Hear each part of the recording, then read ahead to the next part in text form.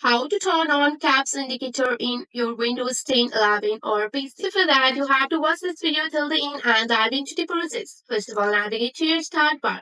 Once you are on your start bar, you have to navigate to your device setting. Here you will see your gear icon. Just go and tap on the gear icon.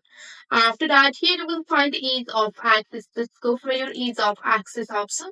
And after you have opened up your ease of access, here you can find the just go back here, just go for your ease of access, and here you have to scroll down and go for your keyboard option, which is under the interaction. Once you are on your keyboard option, here you will find your toggle key. So by using your toggle key, it will play a sound whenever you press caps lock, number lock, or scroll lock. So you have to simply toggle this on.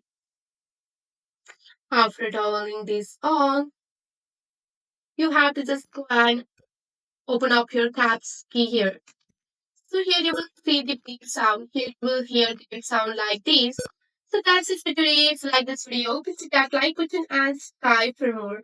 I will see you in the next one. Thank you.